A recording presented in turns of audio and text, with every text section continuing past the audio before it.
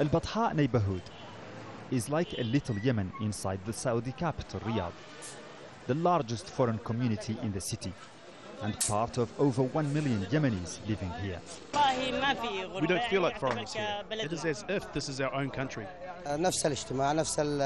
Same society, same customs. There's no difference. Yemen has hundreds of kilometers of border with Saudi Arabia, with the same tribes living on both sides. For several decades, Saudi monarchs held sway among those tribes. And when Saudi Arabia became the richer of the two nations, thanks to its oil, its political influence over the poor neighbor has only increased. Saudi Arabia is so geographically close to Yemen that it must be in total symmetry in matters of security and in other strategic respects. Saudi Arabia wants stability in Yemen. They don't want a neighboring nation that's in crisis and can export trouble to the kingdom. The translation of this is close cooperation in the fight against Al-Qaeda, Riyadh hosting Yemen's president and trying for months to find solutions to its crisis.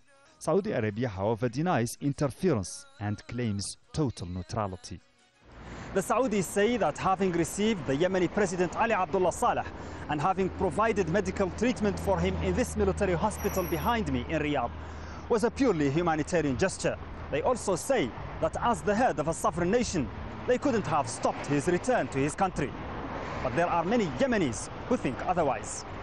Faisal Al-Awadi is an anti-Saleh journalist living in Riyadh, but he doesn't believe the kingdom is biased on behalf of the Yemeni president. The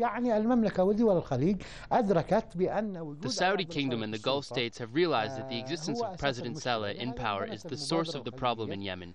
The Gulf Initiative was based on the need for Ali Abdullah Saleh to leave in exchange for certain immunities, such as not legally prosecuting him. But Saleh is wily by nature and has avoided signing any arrangement.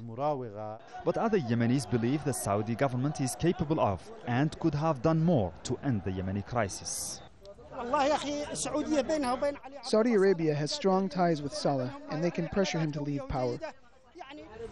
What is often said here, off the record, is that Saudi Arabia may want Saleh to leave, but not until they guarantee that the country will not fall in the hands of the hardline Islamists, or worse, in the hands of Al-Qaeda. Two groups believed to have considerable presence in Yemen. Mohammed, Vall, Al Jazeera, Riyadh.